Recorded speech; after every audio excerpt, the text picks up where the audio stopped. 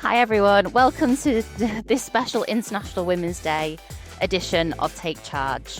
I'm Lauren Allanson, your host, recruitment consultant at Strativ Group and project director for the Volta Foundation Battery Career Fair.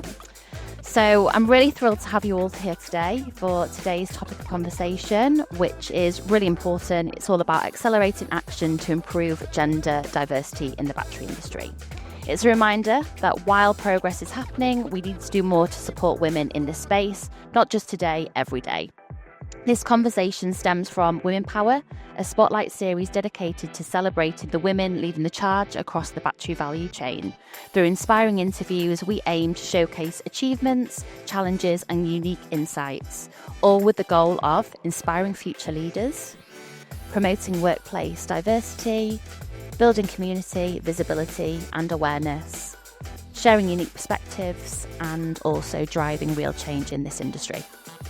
The gender gap in this sector remains at 16%, especially in technical and leadership roles, but we're also seeing momentum, so that's really positive. Companies are stepping up, women are breaking barriers, and change is happening in real time. And today I'm very, very privileged to be joined by an incredible panel of industry leaders who are making a real impact in this space. So I'd love to pass that over and pass it over to Christin-Marie to introduce herself. Thank you.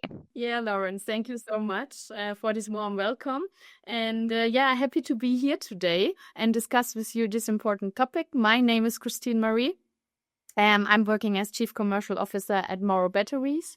I'm already more than 15 years in the automotive industry, and the first time I got in touch with the battery sector is when I lived from 2012 to 2016 in China to set up a subsidiary for a German automotive supplier in Shanghai. And back then, right, it's more than 10 years ago. Nevertheless, you saw already the electric vehicles on the streets, right? And it was a topic there. And I figured out, there's something huge happening, and I want to be part of this transformation of this industry. So also when I decided to move back to Europe, I tried to stay in the industry. I joined Samsung SDI, working selling cells to the market. And after a while, I joined Webasto, also a German automotive supplier, to leading the sales strategy and marketing team for module and packs. And after exciting 6 years, I decided now it's the time to go back to the cell. And I joined Morrow 2024 as Chief Commercial Officer, and happy to be here. Thank you so much. Over to you, Ashley. Hey everyone, I'm Ashley Zumwalt-Forbes. Apologies if there's a delay. I can't explain it, but I promise I'm excited to be here. I am currently principal of Smoke Tree Resources, which is my family company. And I come to the battery industry from the opposite side of the supply chain. So my background's actually petroleum engineering. I'm from Oklahoma, so oil and gas makes a ton of sense. But back in 2017, I made a little bit of a right-hand turn into critical minerals. So I moved to Perth, Australia, and started a nickel mining company called Black Mountain Metals. We sold that in 2021 and launched a metals and mining SPAC called Metals Acquisition Corp. It was a long 2 years, but we ended up acquiring an operating copper mine in New South Wales from Glencore. It's called CSA. We closed for $1.1 billion in June of 23. I stayed on for 6 months post-DSPAC and then transitioned to the government. So I was Deputy Director for Batteries and Critical Materials, deploying about $16 billion into the U.S. critical material and battery supply chain. So that's with grants and tax credits. I transitioned out in January, and it's been really fun charting my own path. So excited to be here. Thank you so much, Ashley. And over to you, Denise. Good morning, good afternoon, good evening. My name is Denise Gray, and I'm currently a corporate board director for 2 public companies and an advisor for one private company, Metrochem, which is a battery company, and an advisor to 2 other battery companies, Cunovo as well as Linamol. All of them are working in this battery industry to innovate. But I come to you because of my battery background, starting out with General Motors. Actually, I started out with General Motors almost 40 years ago as a college student at Kettering University, working on product development, and then moved into batteries almost 20 years ago now at General Motors with the launch of the first lithium-ion battery vehicle, the Chevrolet Volt, at that time. I spent a little bit of time in Silicon Valley with a company called Ativa, which is now Lucid, and then a bit of time over in Austria working for AVL List, working as a business development leader for the global market. My last assignment, full-time assignment, if you will, was working for LG Energy Solution, head of the battery activities here in the United States, which was extremely exciting and extremely pivotal when it comes to where this country is going when it comes to batteries. So I'm glad to be here with you. Thank you so much for your introductions, ladies. Really appreciate it. I think the key things are just to cover off what we're going to be discussing today. Some of these biggest questions in this space, key barriers to gender diversity, how to overcome them, inspiring case studies for companies to take on board, practical actions and frameworks to implement in organisations. And we really do want this to be interactive, so please do share your thoughts and questions in the chat, and we'll make sure to answer them at the end. So let's get started. So the first question that we're going to be addressing are some of the key challenges around gender diversity in the battery industry and how to overcome them. So Denise, this one's for you. Based on your experience, are there enough opportunities for women in the battery industry? So I would say yes, yes, and yes. Whenever there's technology development, leadership, innovation, I would say there's room for talent. I start off with talent because all companies are looking for amazing engineers, business leaders to help them move their companies forward. And if women are a large portion of this population, you don't want to have yourself only looking at a small portion of the population to help you with that innovation. And so I would say, yes, women are needed. I remember when I first started working in this area at General Motors, and we had 25 people in our whole battery product development area. And I knew clearly I needed to enhance that skill set, the number of people. And so I went and looked for, obviously, chemical engineers, material science engineers. I looked for electrical, mechanical, software, controls, purchasing, manufacturing. And it was clear there was a need for women. There was a need for talent. And so I'd say anyone who has any kind of interest in the battery industry, yes, there is a need for women to be in this industry, and please join us. Yeah, I couldn't agree more. That's definitely something that I'm working towards, attracting women into this sector, showing it as a really exciting space to be, and one that people should know about. Is that awareness, isn't it? Creating that awareness that there are jobs, and it's not just engineering. It's across the board and all different parts of the battery value chain too. So thank you for that. This one is for you, Christin-Marie. In a highly competitive industry like batteries, how can companies attract the right talent, particularly women? Thank you. I think that's a good question, especially in our case, right? Morrow Batteries, to give you some insights about that, we are located in the south of Norway, which is maybe the most beautiful spot you can build up a battery factory. Yeah, but on the other side, I mean, it's a challenge to get the right people there, right? And and especially in the case we are currently ramping up. So the talents we are looking for, the people we are looking for, they need to be on site. So remote work is for some function possible, but overall we need the people on site. So I think that's the challenge we are in. And from my perspective, what is really important at the moment is that you provide an interesting product and that you are working for an interesting industry. And I think we both fulfill with the battery industry, right?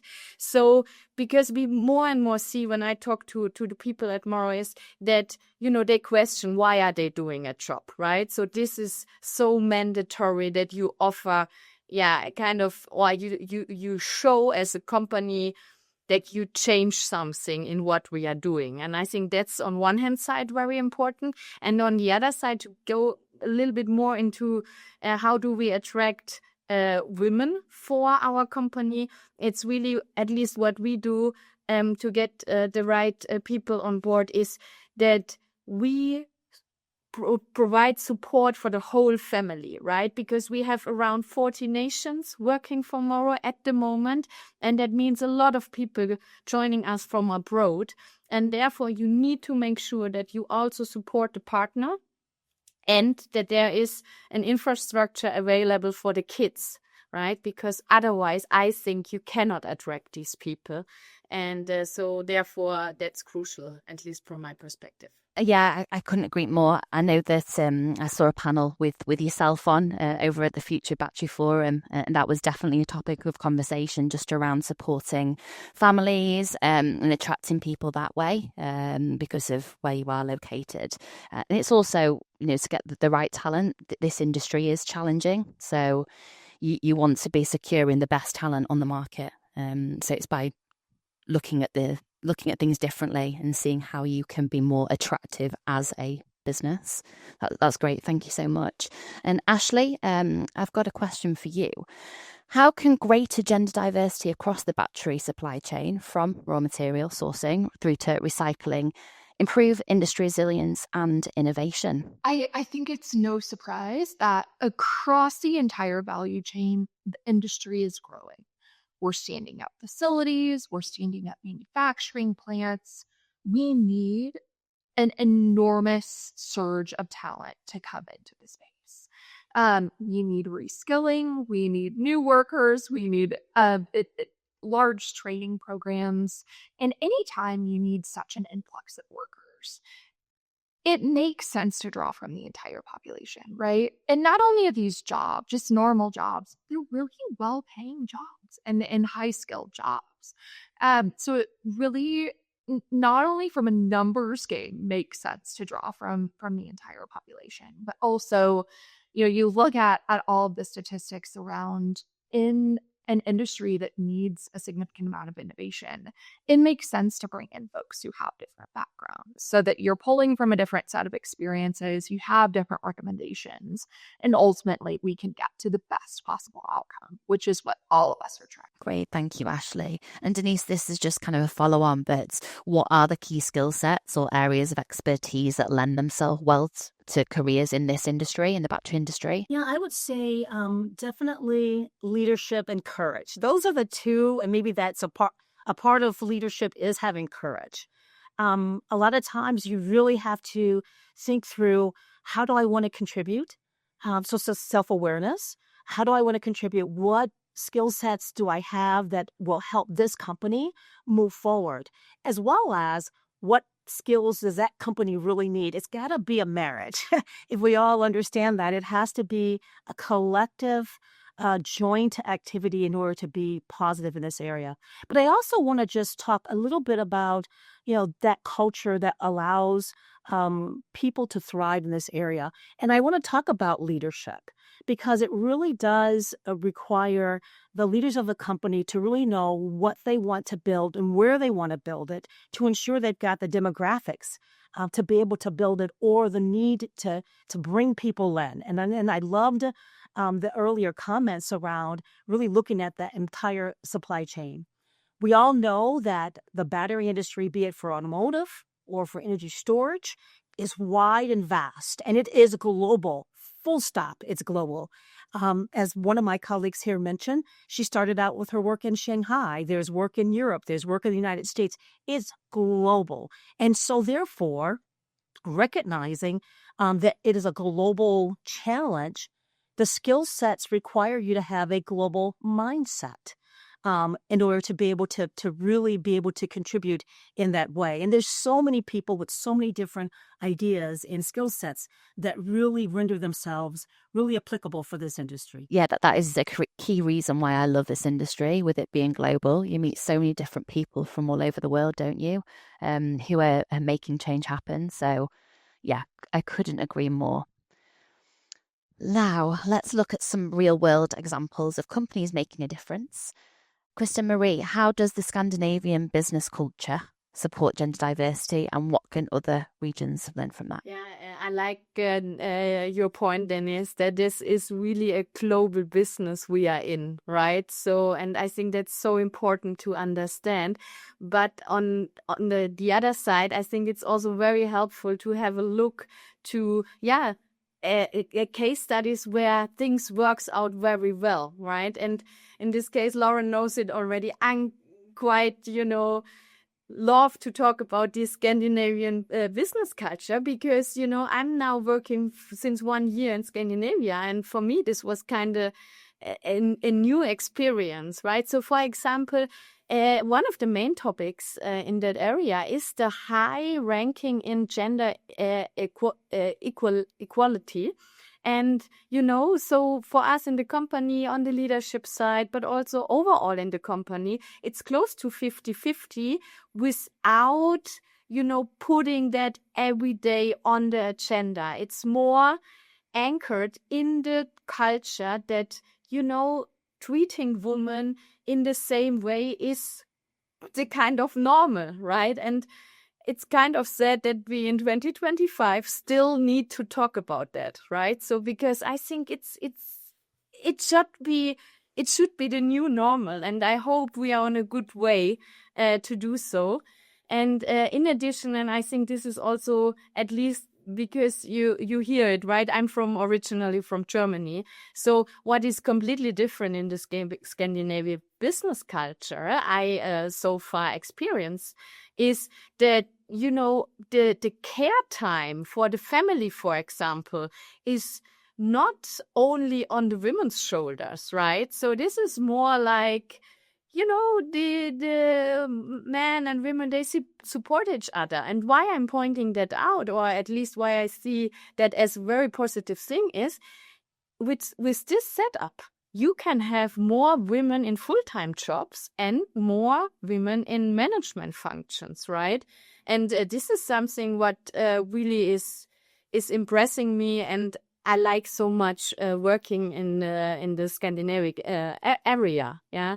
And this is, for example, something I think we should, have a deeper look on in the other regions, right, and learn from it. So this is really a positive example I faced since I work in this area. Yeah, I've interviewed other individuals who have talked about that shared parental leave and how it can really support a woman in their career. It's fascinating, really.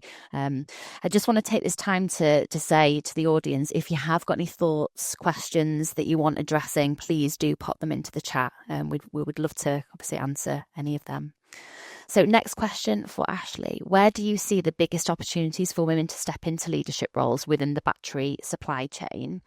And what changes are needed to make these roles more accessible? Challenges abound in the broader battery supply chain, which means opportunities abound. And I personally have found the most opportunities in that innovation kind of startup space, directly tackling some of the challenges that we all know exist. And so if there's one thing I know about women, it's that we're extremely resourceful. If we see a problem, we pick up a shovel and start solving it.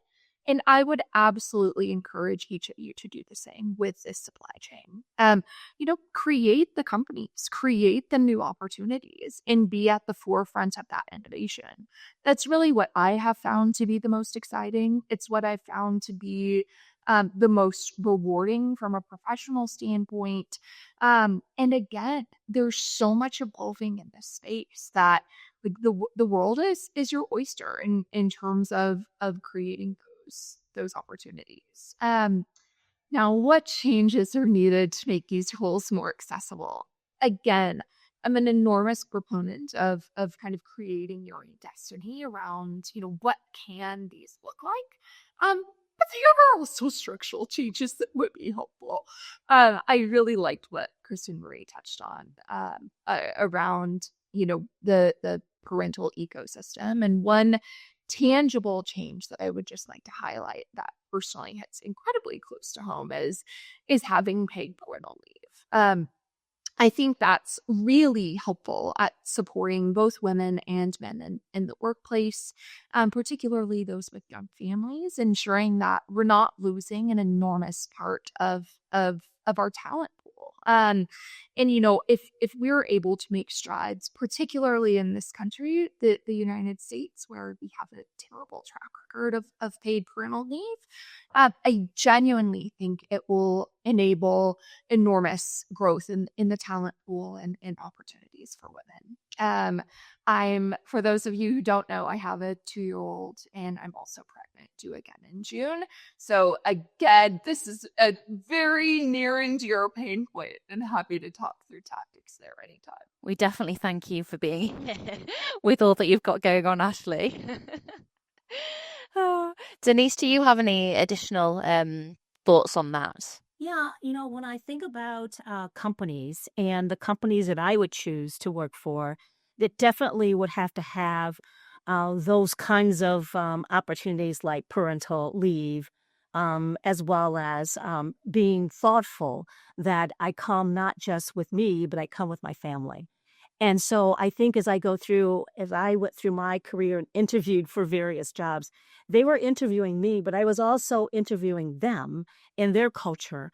I think one of the other things that's most important to me is fairness.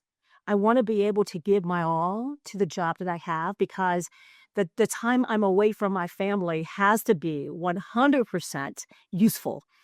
It cannot be a void activity just because. And so I've always said, if I'm going to work 100%, but it has to be a company who can absorb the 100% of what I have to give, because my time, my effort, me is very, very important. And so as I looked and went to the various companies that I was a part of, I looked for those aspects as I was, in fact, interviewing the company for my time. But also, one of the things that really, really, I think was a big milestone in my career was that I was willing to say yes. I took on positions at General Motors that I hadn't thought about taking, but as those positions and opportunities came to me, because of my skill set, because of my accomplishments, they were new areas that I had never thought about going into, but I did them. I had mentors and networks that say, Denise, this will be a good growth opportunity for you. And so I followed their examples and their comments, and I said yes. I said yes to moving from electrical devices within the vehicle to powertrain and energy storage systems. And those were all new frontiers for me. But I said, yes, I think I've got the background, the skill set, the determination to learn those areas, but also contribute at a higher way. And so I said yes. But I think one of the most important things that happened to me was when I decided to leave my home that I was born and raised General Motors in Michigan and go to California. That was a foreign country to me. And so I went. But I also went at the right time for me and my family. So it wasn't just a Denise going because Denise wants to go. It was the right time for my 2 sons and my husband and my mother and my father. It was the right time for me to leave. So the previous years would not have been the right time, but it was the right time for me to leave. And that opened up a new world for me in the startup world, which was fascinating. It took a lot of courage and praying to make the right decision, but it was the right decision for me to leave my home and to go to California. And then it opened up the opportunity to go to Austria and then to come back to the United States. So I would say that self-awareness of what is important to you, and also awareness of what's important to the company to make sure it's a good match, but then also the courage to say yes to unknowns for the hope that that would be a good growth opportunity for you and open up other doors. Ladies, there's a common theme here. You're all very well traveled with work. Taking opportunities in different countries. But again, we've said it's a very global industry. So it's not surprising, really. But yeah, incredible. Absolutely fascinating. Thank you so much. So, yeah, finally, let's focus what companies can do right now to create meaningful change. This one's for Christin-Marie. What are the biggest challenges that women face in the battery industry, and how can companies address them to create a more inclusive work environment? I think it's the underrepresentation of women in the technical and leadership roles. So what I want to say is I think it's difficult for other women because there are so less role models, right, who are there and who show how it is to work in this super exciting industry, right? And yeah, I mean, how can we do that? We can have mentoring, or we need to have mentoring programs. We need to provide equal opportunities for career development. We need some flexibility, right? Because, I mean, at the end, it's on us to give birth to the babies, right? So, and I think that's really so important. And for me, that's really when I talk to young people and I tell what I'm doing, it's like, oh wow, because yeah, they don't have, you know, some women don't have this industry in their mind because there are so less women working in that. But what I also want to point out, and Denise, you said it, I think it's also on us, right? We cannot wait that the perfect job at home, right, is coming to us and we can just take it, right? No, if we want to have a career and we want to have a setup which is working for the family, it's also on us to kind of, you know, create it. So as you said, Denise, I really like that, to say yes. We have to say yes. Sometimes maybe we cannot see that opportunity yet, but it's on us, right? And hey, I was super kind of nervous to move with 27 to China, not knowing any single person in that huge country. But nevertheless, it changed me a lot, and it was the best experience I can do, right? And so I think that's really important, that it's also on us. And also we have to sometimes step up, and especially out of our comfort zone, and say, hey, yes, I want to do so. And what I want to point out also is we also have to do some smart decisions, because I think it's also important to have, you know, not a clear picture where I want to go, but at least an idea what is important for me, right? Because you know, then if you have a kind of picture for you where you want to go and so on, sometimes then the opportunities are coming, but you need to have an open mind for doing so. And yeah, really, I want to have more women in that industry because it's so exciting to work in that industry. And let's do everything, right, that this happens in the upcoming years. Yeah, there's definitely something around kind of clarity of what you want from your career. And saying yes definitely takes you closer to that. But I think the other thing is confidence as well. And sometimes, you know, when you are younger in your career, the confidence isn't necessarily there. So it's down to role models like yourself to be able to support women to kind of go for the next opportunity, even if they may not feel that they're ready for it. And that's something as a recruiter, you know, I really try and get across. And when I'm speaking with the hiring managers, taking kind of, I guess, you know, a leap of faith with an individual because they know there's potential. So yeah, really, really important topics of conversation here. Denise, this one's for you. So what roadblocks or opportunities should women be aware of when pursuing careers in more of a fast growing industry, such as the battery industry? I think you just have to be aware that it's not certain. It's a business. And at some point in time, you have to recognize it's a business. And so businesses come and go. They have good years, they have bad years. And so I think the roadblock that you have to be aware of is that it's a business and things change, and hopefully change for the good. I would also say when it comes to women it was really good as I grew up in my my time at General Motors, that I saw people that looked like me that was thriving in these areas. Actually, when I first started working, I just wanted to be a great engineer. I just wanted to be the best at what I was tasked to do. But I saw other people that looked like me, women, African American, minorities, who were also thriving in the area of technical areas. And I thought, boy, if they could do it, I can do it too. But it does take maturity of a company to recognize that this is how we think.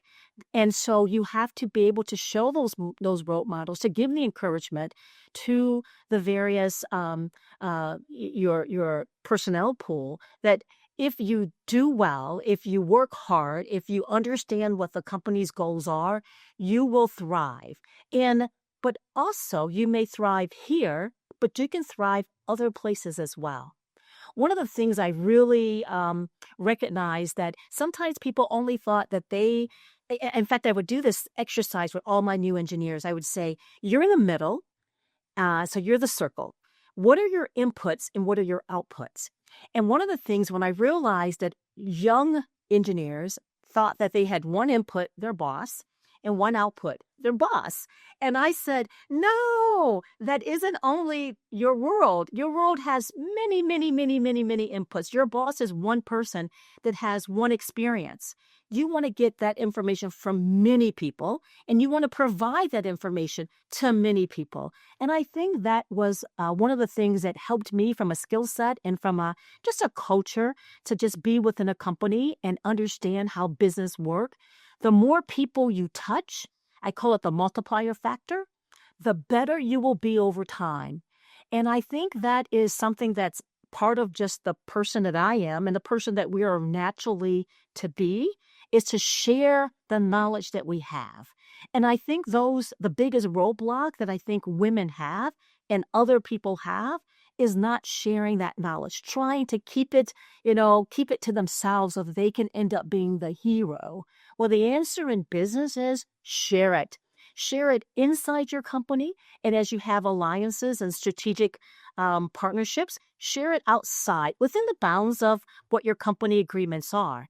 And I'm telling you, I have gotten more opportunities within this industry out because of those kind of connections I've made outside of my immediate department, because I shared the knowledge, I shared the challenge, and I shared and was able to bring in those who had knowledge to help us get better. And it was well known and established that that's what I was all about. And at the end of the day, businesses want to grow. And they grow because of those networks and those adjacent industries. And as we grow, you can grow as well. So I think that's one of the biggest things I'd like to say, is just making sure that you understand that you're part of an ecosystem that grows. And it's extremely important that the company that I work for encourages me by fairness, encourages me because they are putting people who are doing well in good positions, and they look like me in many different ways, from my ethnicity, from my gender, from my technical background. And when I see that, I say, I can do it, and I can do it here. Yeah, that there's definitely something to be said about collaboration. And you mentioned it there, just around departmental collaboration. Actually, kind of the bigger picture, not just collaborating with your department, but further afield, outside your organization, up and down the battery value chain. You can't be an expert at everything, can you? But you can lean on the people within your network that you've built to help you and support you with that. And hopefully you're in a position then to identify what the problems could be, or the troubleshoot some of those issues that you come across. But yeah, that's great. Thank you very much for that. And Ashley, what strategies can companies implement to ensure that gender diversity is embedded throughout the entire battery value chain, supply chain, from mining and manufacturing to logistics? Yes, I'm going to tackle this question by tackling some of the questions in the chat. So we're going to fuse them and kind of tell give my opinion through a personal anecdote of specifically being, in the bro culture of a very technical role, and how I was able to kind of navigate through that situation and what some actionable opportunities are for both companies as well as people. So my first job out of undergrad, I was a drilling engineer for ExxonMobil, and I spent 28 days at a time on drilling rigs and then 28 days off work, which was a great schedule for like a 21-year-old, but it means I lived on drilling rigs for 28 straight days. And I don't know if y'all know anything about drilling rigs, but not a ton of women, right? And so I found myself in like very much a microcosm of like the broiest possible culture, right? And so how do you find your way out of that? And first of all, ExxonMobil did a wonderful job at having a women drilling engineering network. And that was it for me. Especially early in my career, I used it so much for just tactical advice about what am I supposed to be doing out here? Like, what do y'all do? Like, how do you kind of stay sane and survive throughout? And so step one, find your people, find your circle. Who are your mentors? Who are your board of advisors? Like in quotes, who has traveled this path before, whether or not they look like you, and can just give you some tips. It's the way that I survived. Step two, find allies on site. The flip side of this is be an ally. Be an ally. It doesn't have to be this like huge performative thing. It can just be like being a decent person, like looking out for people, making sure that people are able to talk in meetings, ask questions. Like if they're being quiet, maybe call on them. Like that's how you be an ally, right? But okay, Ashley, like young Ashley on a drilling rig. I had this rig supervisor who was the greatest man. He had 2 daughters and they were around my age. It was Don Lansford. I'll never forget him. And Don was like my best friend on the rig. So I found him and I kind of like broke my way into the culture through my original friendship with Don. And look, sometimes it was like talking about more football than I like care to talk about, right? But it was like getting my foot in the door such that I kind of became a part of the crew. And it's not about becoming someone different. It's not about not bringing your whole self to work. I think it's really important to do that. But I had to like get in the door, right? Like have some sort of support system for those 28 days. And then ultimately prove myself. Denise had something, has said a lot of wonderful things, but one of the things she talked about was I was laser focused on being the best drilling engineer that I could possibly be. And I was like heads down, figuring out like how I can do this job backwards and then high heels and like be the go-to drilling engineer for everyone on site. Like it takes time, right? Like you can't know everything. You're learning. But I think like showing that willingness to learn, that ability to be coached, like genuinely wanting to do a good job, I think is like the best possible thing that you can do. But then ultimately, like years into your career, you don't always want to be in this like subservient, like I'm learning, I'm just like happy to be here role. So there is like a strategy around growing your role, growing technically, proving yourself, and then starting to show that leadership and like taking command of a situation. It's not going to happen immediately, and that's perfectly fine. But it really is like finding those people, proving yourself, and like I think it's the like genuine curiosity and genuinely wanting to problem solve.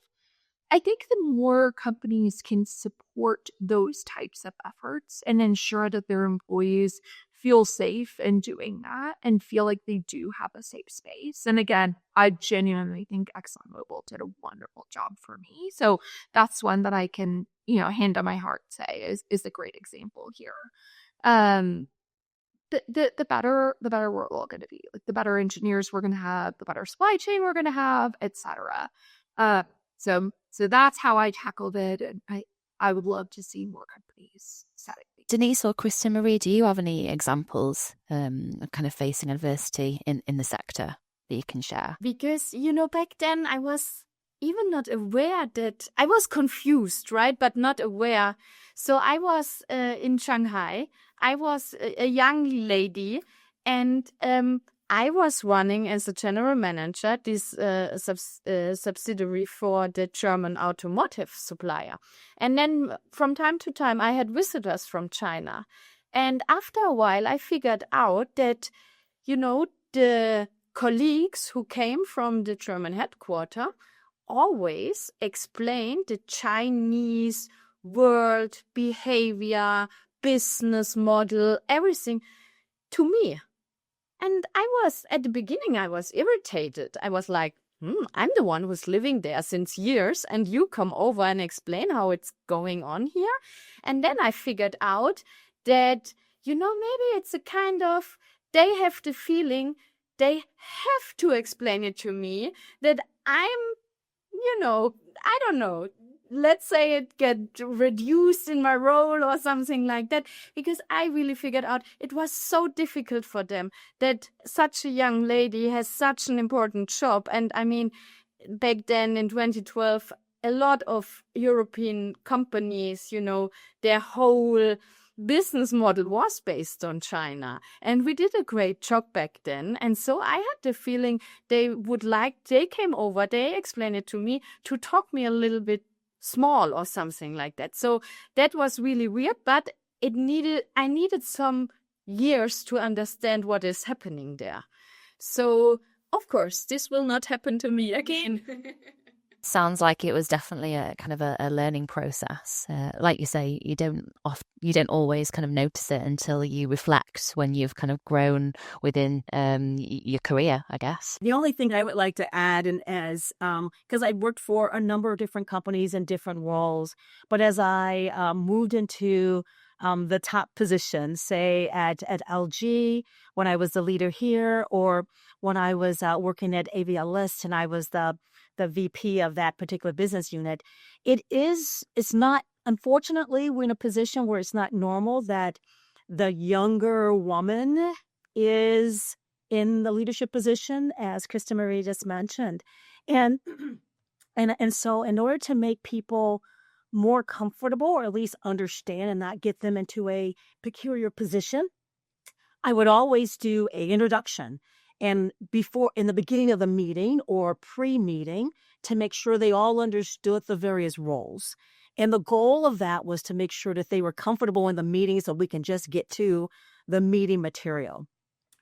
Because it was not natural for a person like me, maybe in my 40s, maybe my early 50s, to be, it looked like me, to be in one of those roles. And so there is a little bit of work you have to do in order to do that. But I would also say, when I was at GM, and I spent a lot of time in China, and then when I went to Ativa, I spent a lot of time in China. And this was in the early 2010 through 15 timeframe. The work that you do stands on its own.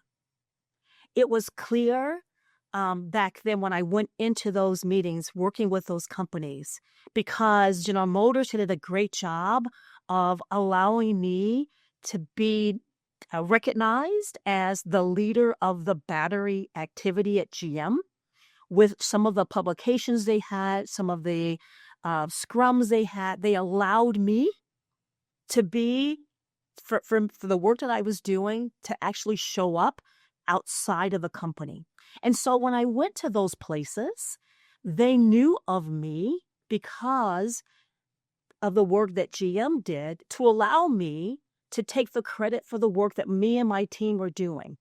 And so I say that to say that is one thing that I think, as a minority in any company, a woman, we have to make sure that we get an opportunity to be the face of the work that we're doing. so that that reputation of the work can proceed in a meeting that you're having so that you can make progress and that someone will respect you as not just someone who might just be there, but someone who has contributed at the level that is substantial. And so I do give lots of credit, all the credit, to General Motors for allowing me and my team to be the face of the work that we were doing in this battery area back in the mid 2000s, because it allowed me to then move on to other companies, and they saw me as someone who was a contributor, not someone who was a African American woman, but someone who was a contributor who happened to be an African American woman, and that if I could do it, other people can do it as well. And that was always my hope and dream, that they would see me and look at people within their companies and say, you're more quiet than the rest of the people in the room.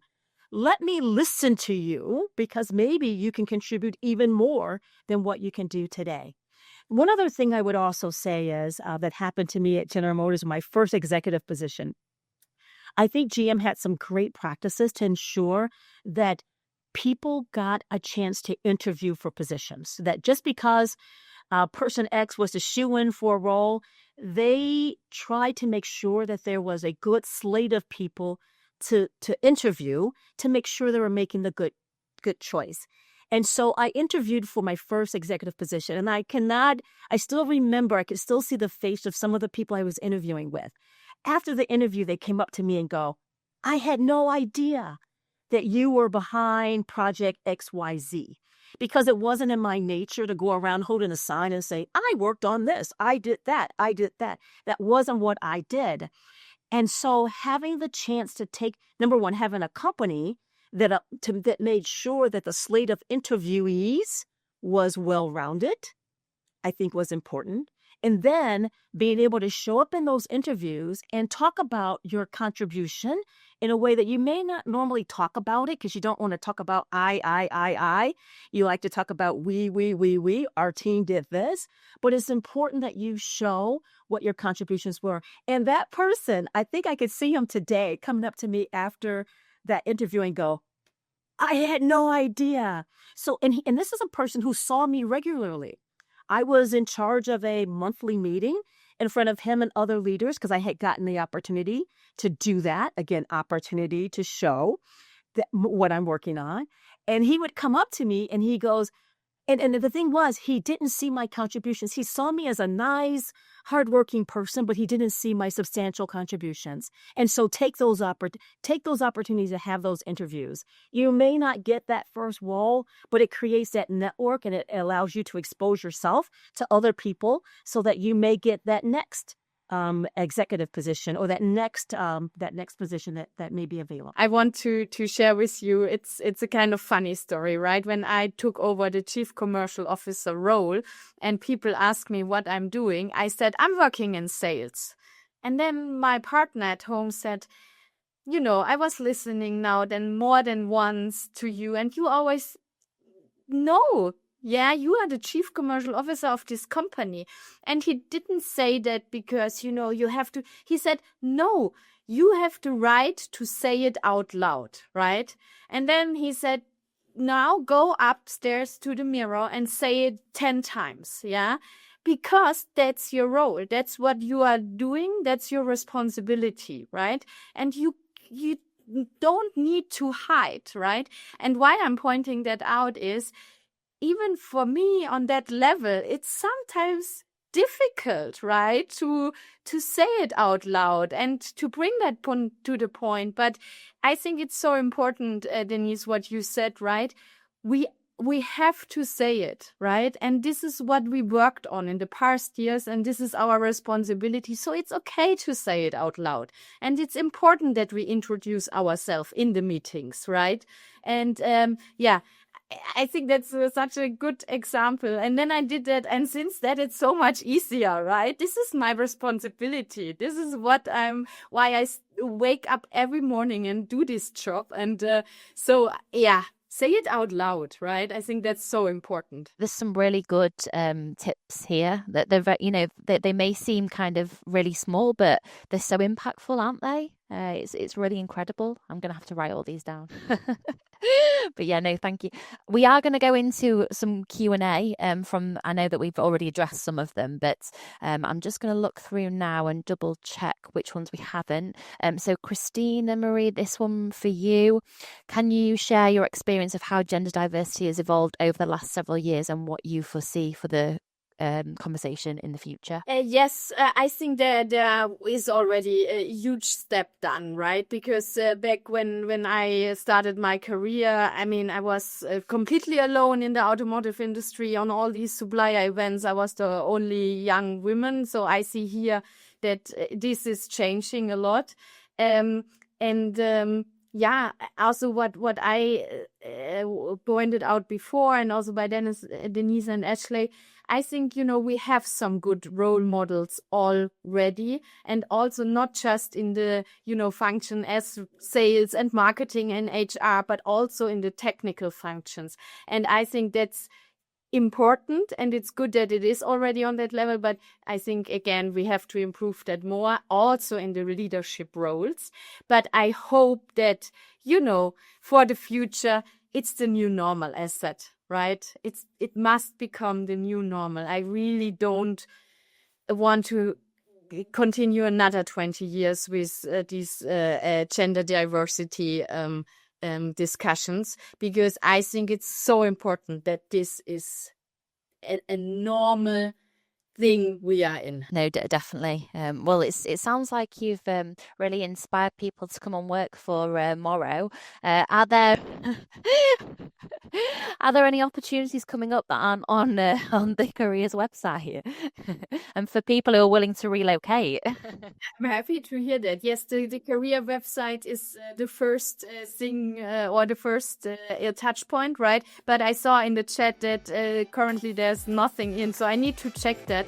What I can offer for the people in the group that reach out on LinkedIn to me, and I will make sure that this will end up in the right channels. So because we always need in the south of Norway, highly motivated people. So happy to hear that. Thank you so much, ladies, for these impactful conversations. Really appreciate it.